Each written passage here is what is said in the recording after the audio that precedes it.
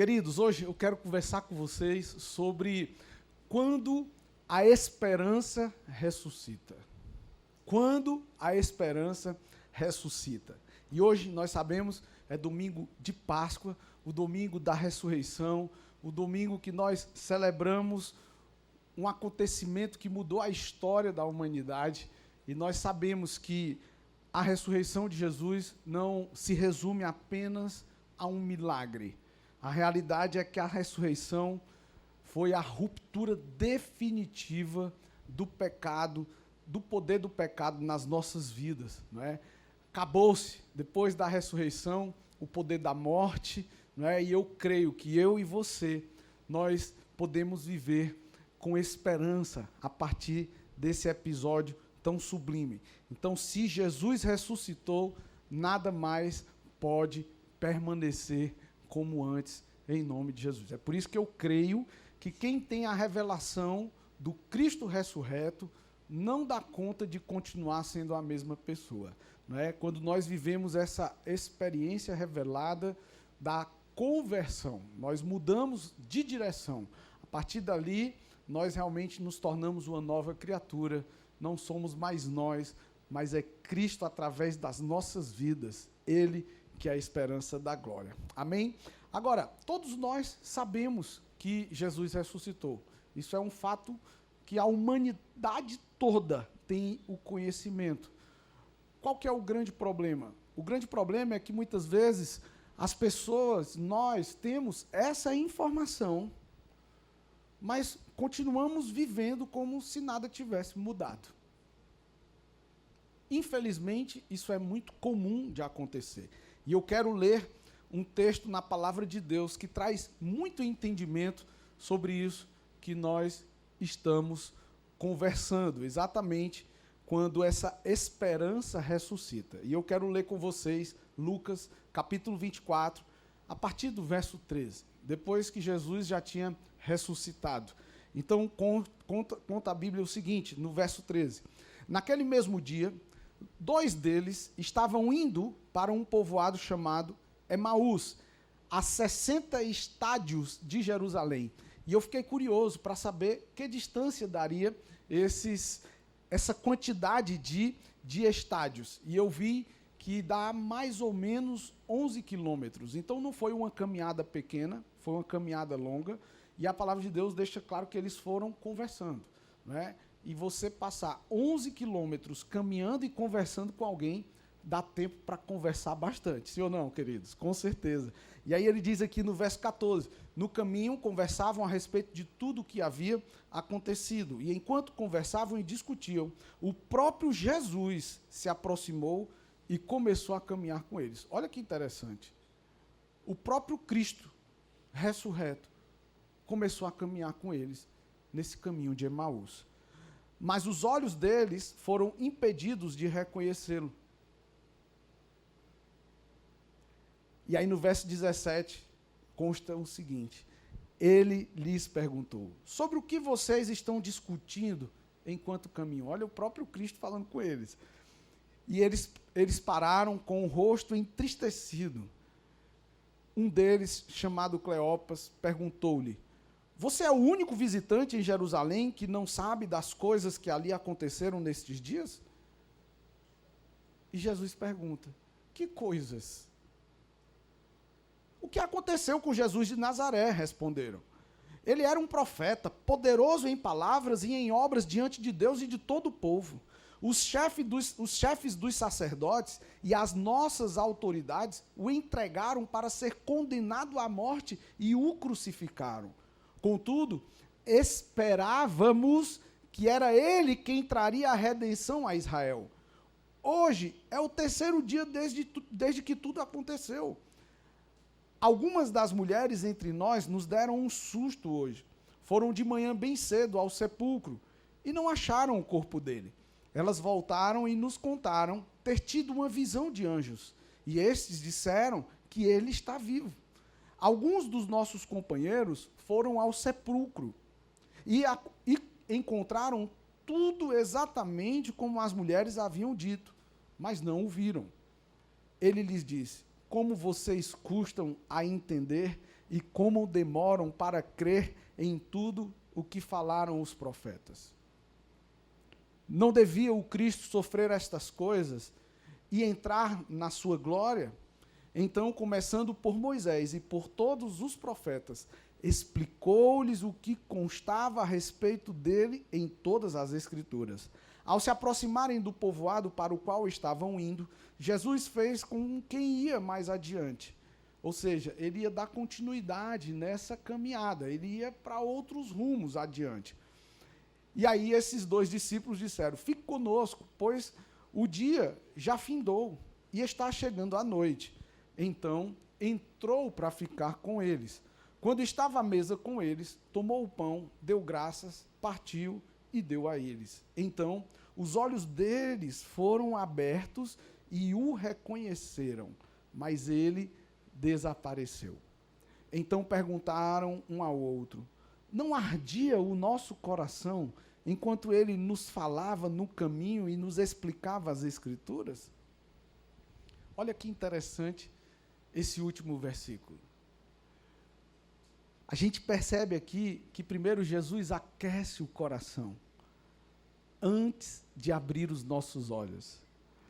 Primeiro vem esse mover interior através do amor de Cristo nas nossas vidas, para depois vir o abrir os olhos. Então esses 2 discípulos representam muito do que acontece com muitos de nós hoje. Muitos de nós.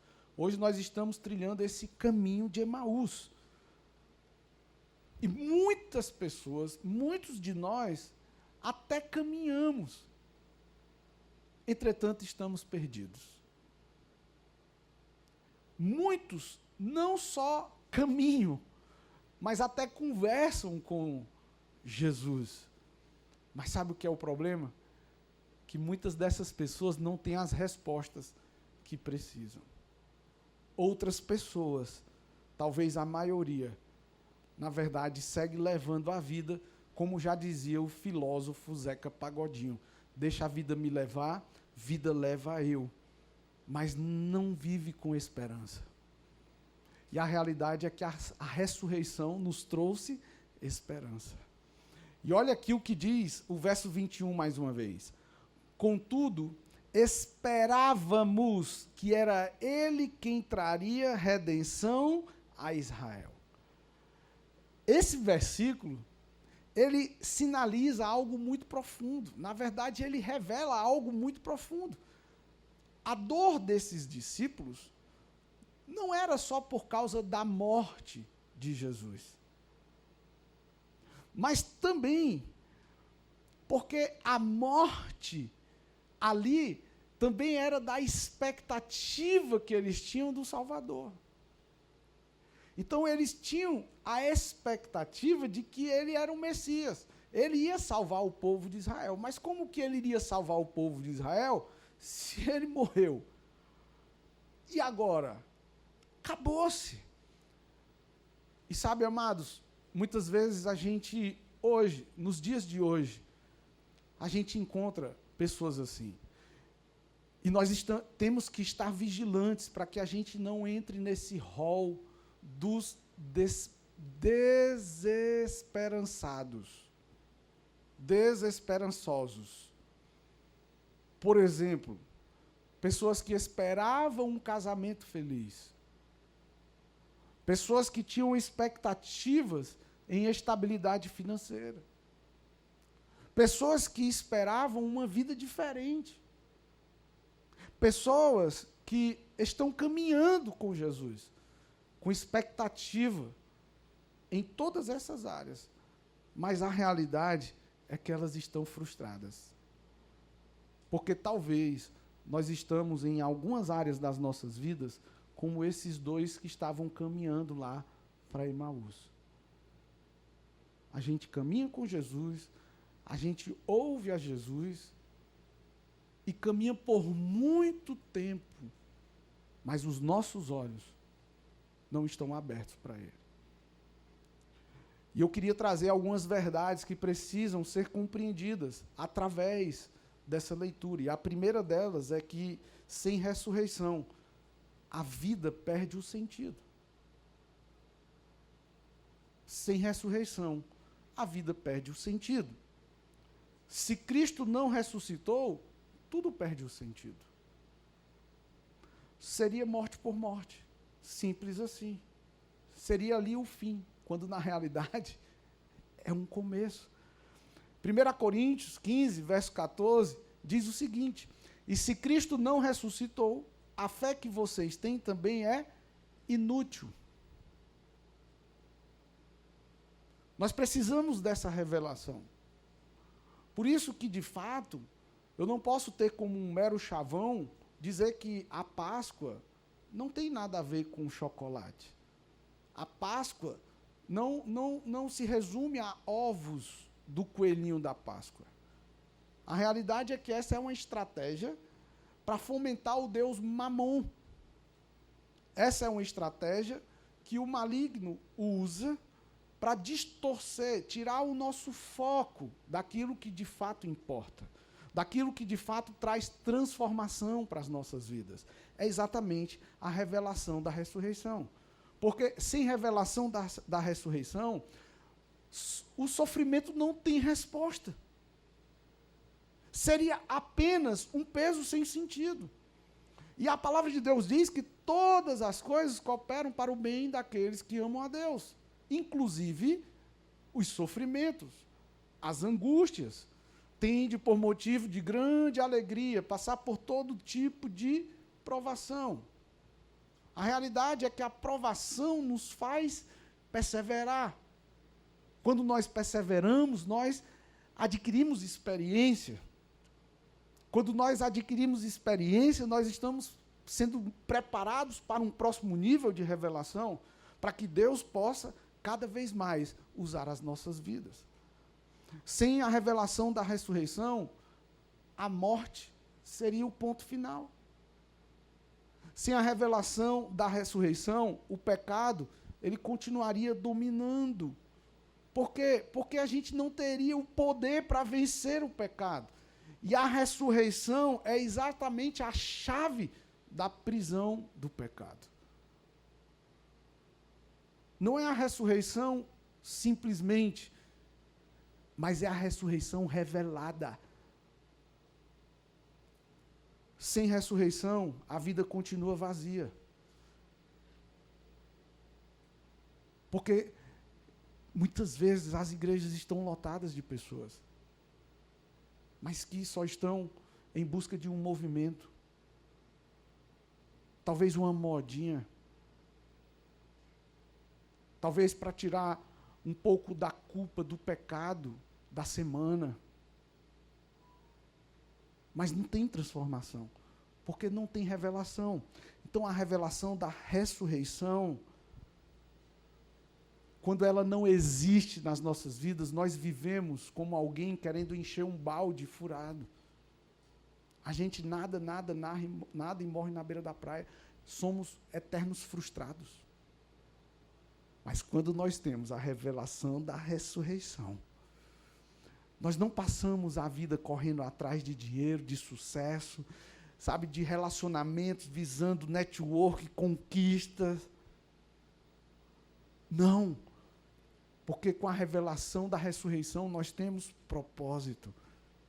Sem essa revelação é como a gente correr atrás do vento.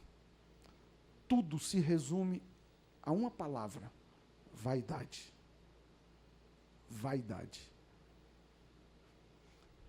Sem Jesus revelado, nós podemos até existir, mas nós não vamos viver plenamente. É aí onde entra a esperança do cristão. É nele. A nossa esperança está nele. Sem a ressurreição, tudo perde o sentido. Mas porque ele vive, tudo pode recomeçar. É por isso que eu e você, antes de ter essa revelação, a gente fazia coisas insanas aos olhos de Deus, sem ter um mínimo de peso na consciência. Mas hoje, eu e você podemos até eventualmente cair, falhar, mas sabe de uma coisa? Nós não temos mais prazer em ficar no lamaçal do pecado. Nós nos arrependemos e voltamos para o Senhor, porque Ele é um Deus de novos começos, em nome de Jesus. Amém? Olha o que diz Eclesiastes capítulo 3, verso 11. Ele colocou um senso de eternidade no coração humano. E esse senso de eternidade é um vazio que tem no nosso interior que absolutamente nada nesse mundo pode preencher. O problema é que às vezes a gente fica buscando o ter para preencher esse vazio. E o meu pai já dizia, a medida do ter nunca enche. Quanto mais se tem, mais quer. E isso é fomentado exatamente por esse vazio infinito que só um Deus infinito pode preencher. Basta você olhar os escândalos que nós temos experimentado, não só agora, mas em todos os governos até aqui. As pessoas que estão numa posição de autoridade, que deveriam estar cuidando, na verdade, eles estão se locupletando. Pessoas que têm tanto em valores financeiros, frutos, muitos desses valores, de furtos, de roubos, que se elas gastassem todos os dias, com todos os prazeres que ela tivesse tempo de fazer, nas 24 horas de cada dia, até o final das suas vidas, elas não dariam conta de gastar a quantidade de recursos que elas têm. Mas ainda assim, não é suficiente. Elas querem mais, elas querem mais, elas querem mais. Por quê? Porque a medida do ter nunca enche.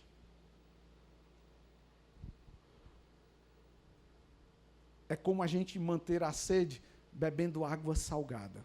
Quanto mais a gente bebe, mais a gente sente sede. Eu falo com muito carinho, porque é assim com o dinheiro, é assim com o prazer sexual, é assim com o status. Quanto mais status tem, mais quer. É assim com as conquistas da vida. Pode olhar. Quem tem o iPhone 17 já está na expectativa do 18, e quando vier o 19, 20, 30, 40, assim é o carro novo. Enfim. Segundo, o maior problema não é a dor, é não discernir Jesus. Olha os versos 15 e 16 de novo.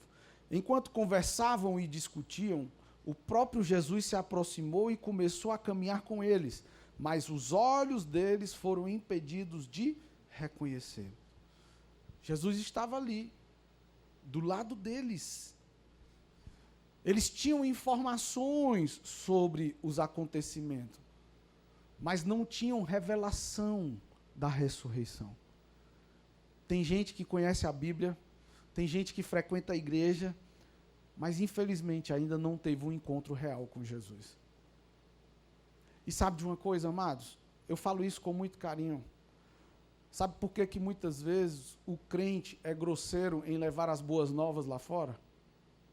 Eu vejo isso como uma compensação dos maus testemunhos que eu e você damos lá fora. Porque bastava a gente ser aquilo que o Senhor nos chamou para ser, para a nossa vida ser a maior pregação, para a nossa vida ser a maior propaganda para Jesus lá fora. O nosso esforço seria muito menor, mas a realidade é que a gente tem que fazer um esforço muito grande e muitas vezes ser até grosseiro com aqueles que ainda não conhecem o Evangelho. Porque a gente precisa compensar essa desfunção, na verdade, eu diria, essa contradição entre o que nós pregamos com o que nós vivemos lá fora. Então, a realidade é que nós precisamos buscar exatamente isso, discernir Jesus. Olha o verso 25.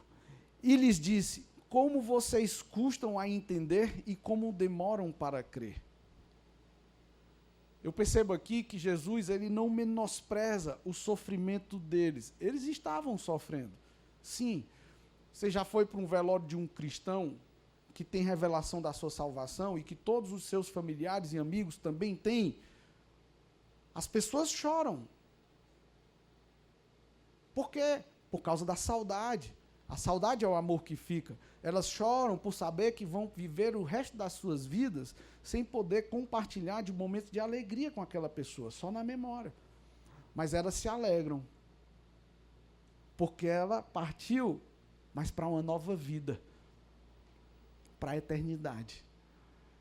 E nós nos alegramos com isso, sim ou não? Porque nós sabemos que nós vamos nos encontrar um dia. Amém? Então, Jesus, ele não menospreza esses sofrimentos deles. O que Jesus fala com como vocês custam a entender, como vocês demoram a crer, o que Jesus estava fazendo aqui era confrontando a incredulidade deles. Jesus não pôde operar tantos milagres assim na sua terra natal, porque o próprio Jesus disse, não há profeta que seja honrado na sua terra. Nós temos tantas pessoas boas aqui. Nós vamos viver uma marcha para Jesus esse ano. Nós vamos viver, sabe o quê? Uma grande expoíta esse ano, com o Dia dos Evangélicos. E o que mais me entristece, sabe o que é? É que para levar o povo de Deus para marchar, tem que ter um tal de uma atração nacional. Porque não há profeta que seja honrado na sua terra. Para as pessoas irem ouvir juntos, como família espiritual, a palavra de Deus, lá na Expoíta, no Dia dos Evangélicos, tem que ter uma atração nacional. Porque não há profeta que seja honrado na sua terra. Porque o povo de Deus vai para ver a atração nacional. Vocês estão entendendo, igreja? Então, Deus, ele não quer que você viva apenas pelo que você vê no natural. Deus quer que você caminhe pela fé. Lucas, olha o que diz no verso 27. Então, começando por Moisés e por todos os profetas, explicou-lhes o que constava a respeito dele em todas as Escrituras. Jesus começa tudo de novo, explicando para eles, através das Escrituras, trazendo uma compreensão sobre a verdade. E sabe, a transformação começa quando a verdade entra no coração da gente. É conhecendo a verdade. É através dessa verdade que nós somos libertos. Eu falo com muito carinho. Eu me desenvolvi em um ambiente em que eu fui estimulado e ensinado o seguinte, eu já disse isso. Meu filho, mulher não se deixa, mulher se acumula. Essa era a verdade que eu carregava até ser apresentado a essa nova verdade que transforma. Os imorais não herdarão o reino de Deus. Qual é o nível da revelação dessa nova luz nas nossas vidas? É isso que vai agregar transformação em nós. João 8,32 diz, e conhecereis a verdade vos libertará. Então, a ressurreição de Jesus revela que Deus, ele tem propósito. Para mim e para você. Qual que é o propósito? Que eu e você, a gente viva a plenitude da abundância das suas promessas em nossas vidas. Mas enquanto a gente estiver, como a Elaine trouxe aqui, achando que nós temos conquistado tão somente com a força do nosso braço, no culto das 17 horas, nós tivemos uma intercorrência aqui na nossa igreja. Grave. Grave. O que é que isso sinaliza para nós? Basta a gente estar vivo. Para a gente ter um problema de saúde, essa semana, desde segunda-feira, inclusive, eu estou vendendo o vírus da mosca, para você não precisar gastar dinheiro com Monjaro, viu? Pensa num negócio cruel. É mais eficaz do que Monjaro. Em uma semana, faz um desmantelo grande. Mas sabe, amados, nós precisamos buscar essa revelação. Nós precisamos saber que sem Ele nós não podemos fazer nada. Nós até nos esforçamos. Mas nós não damos conta de viver a plenitude dele. Amém? E o terceiro, e talvez o mais revelador de todos os pontos. Na cruz, Jesus recebeu o que era nosso. E na ressurreição, ele nos entregou o que era dele. Olha que forte isso. Na cruz, Mailton, ele levou os nossos pecados. Era o que a gente tinha para oferecer. Eu não tenho nada para oferecer, além dos meus pecados. E ele diz, pois é com ele, é com os seus pecados, que eu vou desmantelar as trevas. E ele levou sobre si os nossos pecados e entregou para nós o poder da ressurreição. Uau, você pode aplaudir ao Senhor, aleluia. Na cruz, ele recebeu a nossa culpa. Na cruz, ele recebeu a nossa condenação, como foi muito bem ilustrado aqui no nosso teatro. E ele nos ofereceu a vida, perdão, uma nova identidade. Qual que é a nossa nova identidade? Filhos de Deus. Todos quanto receberam, deu-lhes o direito de se tornarem filhos de Deus. Então hoje, Jesus está fazendo comigo e com você o mesmo que ele fez com aqueles 2 discípulos no caminho de Emaús. Ele está caminhando do nosso lado. Ele está falando aos nossos corações e ele está nos revelando a verdade. E eu creio que eu e você estamos sendo municiados de uma revelação transformadora para as nossas vidas em nome de Jesus. Amém, amados? E aí, olha só. Nesses textos que nós lemos, existiu um momento decisivo. E eu quero reler 3 versículos que tratam desse momento. O verso 29, o 30, o 31 e o 32. Na verdade, 4. Olha só. Eles, porém, insistiram. Fique conosco, pois o dia já findou e está chegando a noite. Então, entrou para ficar com eles. Quando estava à mesa com eles, tomou o pão, deu graças, partiu e o deu a eles. Então, os olhos deles foram abertos e o reconheceram, mas ele desapareceu. Então perguntaram um ao outro, não ardia o nosso coração enquanto ele nos falava no caminho e nos explicava as Escrituras? Qual que é o momento mais importante de tudo isso? Um convite. Eles fizeram um convite para Jesus. Senhor, você está sinalizando que vai continuar a caminhada, mas já é tarde. Fica com a gente. Descansa com a gente. Eles fizeram um convite. Jesus, ele é cavalheiro. Ele não força ninguém a nada. Ele morreu pelos que decidiram acreditar nele e ele morreu também pelos que decidem não acreditar nele. Ele está à disposição. Basta a pessoa abrir as portas do coração. Eis que estou à porta e bato. Se você me convidar para entrar, eu entrarei e cearei com você. A cruz foi suficiente para perdoar todos os seus pecados. E a ressurreição de Jesus é o que pode te transformar, em nome de Jesus. E eu quero ler 1 Coríntios, capítulo 15, verso 55. Olha que, gente, olha que forte isso. 1 Coríntios, está aí, irmã? Glória a Deus. Onde está, ó morte, a tua vitória? Onde está, ó morte, o teu aguilhão? Esse aguilhão refere-se a um instrumento pontiagudo. Se você for buscar o conceito dele, no original grego, ele é como aquele ferrão da abelha. E aí você imagina, eu viajando com a minha família, a pastora Rose, Anderson Filho, a Bebel e a Aninha.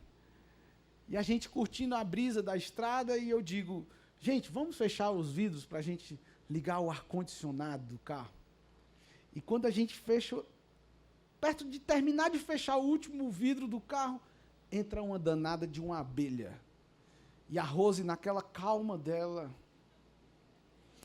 ela grita, ai, uma abelha! e grita e começa a desesperar todo mundo.